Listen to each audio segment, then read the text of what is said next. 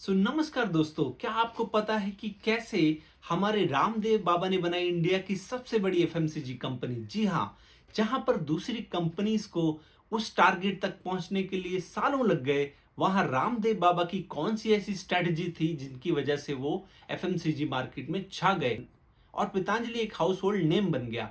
साथ ही साथ हम ये समझेंगे कि अभी हाल फिलहाल में पतंजलि को कौन सी चुनौतियों का सामना करना पड़ रहा है और उसके लिए उनकी क्या स्ट्रेटजीज है।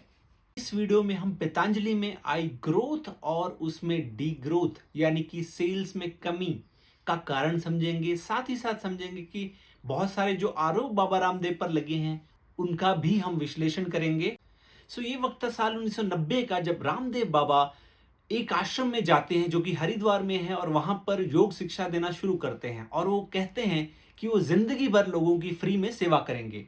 ये जो कैंपस थे ये पूरे के पूरे ऑफलाइन थे, यानी कि इसका कोई भी मीडिया में कवरेज नहीं होता था। शुरुआत में 100 से 150 लोग आते थे, बट कुछ ही सालों में बाबा रामदेव की लोकप्रियता बढ़ती गई, लोगों का आना भी बढ़ता गया और देखते ही देखते वो लोग हजारों की गिनती में पहुंच गए। 1995 में बाबा रामदेव अपने एक साथी आचार्य बालकृष्ण और करमवीर के साथ दिव्य योग मंदिर की स्थापना करते हैं और जहां पर वो एक छोटा सा क्लिनिक भी खोलते हैं जहां पर लोगों को फ्री में कंसल्टेशन दी जाती है उनकी हेल्थ के बारे में और उन्हें आयुर्वेदिक दवाइयों के बारे में जागरूक करवाया जाता है। बाबा रामदेव अपने साथियों के साथ अपने ही आश्रम में हरिद्वार में लोगों को फ्री में कंसल्टेशन दे रहे थे और योग सिखा रहे थे। इसी बीच मौका आता है 2002 का, जहां पर बाबा रामदेव टीवी पर आते हैं और टीवी पर आते ही उनकी जो लोकप्रियता है वो आसमान छूती है और देश के हर कोने से लोग उनके कैंपस में जाने लगते हैं और उनसे कंसल्टेशन लेने की डिमांड करते हैं। इसी सब को देखते हुए और मार्केट में बहुत बड़ी डिमांड को देखते हुए बाबा रामदेव ने 2006 में आचार्य बालकृष्ण के साथ मिलकर स्थापना की पतंजलि आयुर्वेद की। पतंजलि आयुर्वेद जो कि बहुत सारे एफएमसीजी प्रोडक्ट में ही डील करता था, बट उनके जो मेन प्रोडक्ट थे वो स्वदेशी प्रोडक्ट थे। वो थे एलोवेरा जूस, मसाले, आटा, शैम्पू और घरेलू चीजें जो कि बहुत सारी एफएमसीजी जाइंट अभी तक बेचती थी। अब उनको बाबा रामदेव मार्केट में लेके आ चुके थे। अपने इसी समय में बाबा रामदेव लेके आए स्वदेशी मूवमेंट कि आप सभी भारतवासी विदेशी कंपनियों के सामान का बहिष्कार करें और स्वदेशी को अपनाएं और लोगों की सेहत ठीक हो। और ये इतना हिट रहा कि लोगों का बाबा रामदेव के प्रति जो प्यार था, जो लगाव था, वो और भी बढ़ गया और साथ ही साथ इससे बहुत बड़ी सक्सेस उनको मिलने लगी।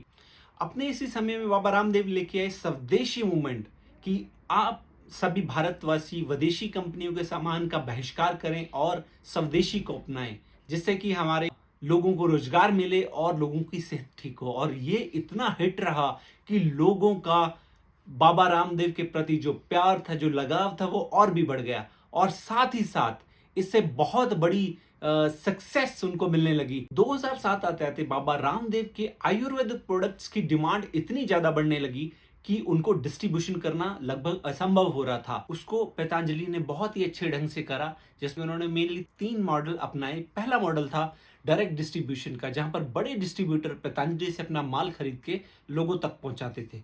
दूसरा था छोटे डिस्ट्रीब्यूटर रिटेलर्स को अपना माल देते थे, उनके थ्रू लोगों तक प्रोडक्ट पहुंचते थे। और तीसरा जो मॉडल था वो था गेम चेंजिंग स्ट्रेटजी, वो था उनका स्वदेशी केंद्र।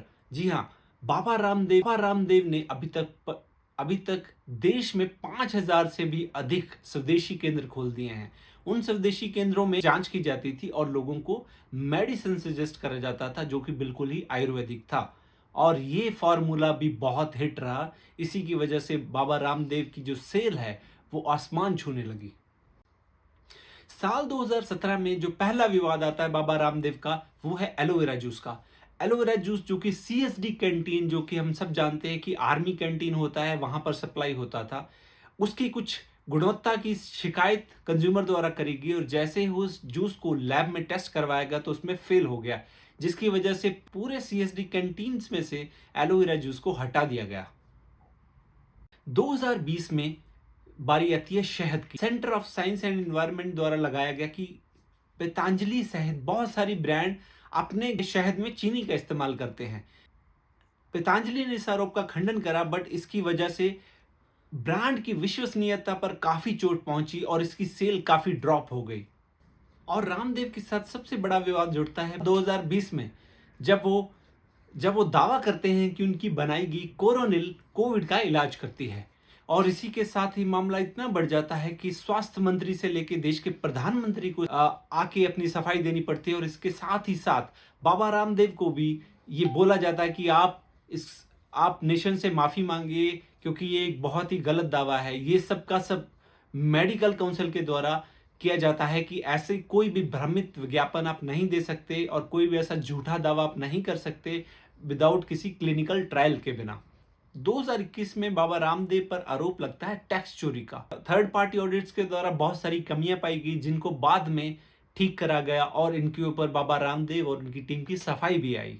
2019 में एक और मामला सामने आता है जहां पर वायलेशन ऑफ एनवायरमेंट नॉर्म्स का केस सामने आता है, जहां पर बताया जाता है कि पतंजलि अपने प्रोडक्शन के द्वारा एनवायरमेंटल नियमों का पालन नहीं कर रहा है, पोल्यूशन फैला रहा है। 2018 में उनके ही कुछ वर्कर्स ने उनके अगेंस्ट कंप्लेंट करी और जहां पर ये मामला कोर्ट में गया और बताया गया कि सहकर्मियों के साथ दुर्व्यवहार का जो मामला है सामने आया और उसको लेके भी काफी हंगामा रहा। इसी बीच बाबा रामदेव एक योग गुरु के साथ साथ एक बिजनेस टाइकन बन गए थे, क्योंकि पतंजलि जो अब तक काफी ग्रो कर चुका था।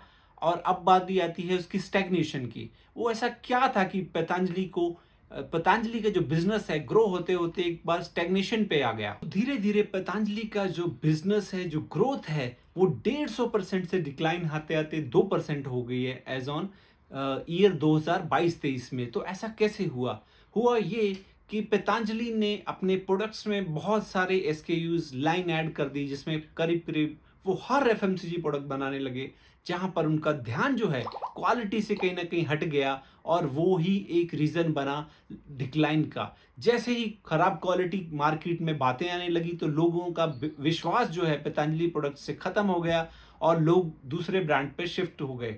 इसी के बीच जो कि बहुत सारी ब्रांड जैसे डाबर एंड और वो अपने आयुर्वेदिक प्रोडक्ट मार्केट में लॉन्च करती है और उनको अच्छे से ब्रांड करती है, जिसकी वजह से पतंजलि का शेयर धीरे धीरे कम होने लगा। आज की डेट में अगर देखें, कंपनी 35,000 करोड़ की वैल्यूएशन पे है। कंपनी की जो ग्रोथ है वो सिर्फ 2% ही है। रुचि सोया जो कि उस टाइम 12,000 करोड़ के कर्जे में थी, उसका कर्ज घटकर 3300 करोड़ हो गया है, जो कि एक बहुत ही बड़ी अचीवमेंट है पतंजलि की मैनेजमेंट द्वारा। अब यहाँ पर देखते हैं कि बाबा रामदेव का आने वाले प्लान क्या है। तो बाबा रामदेव लाने वाले हैं आईपीओ, उसकी तैयारी में जुटे हुए हैं। साथ ही साथ आपने इस वीडियो से क्या सीखा, हमारे चैनल को शेयर करें, सब्सक्राइब करें और बेल आइकन को जरूर दबाएं। धन्यवाद।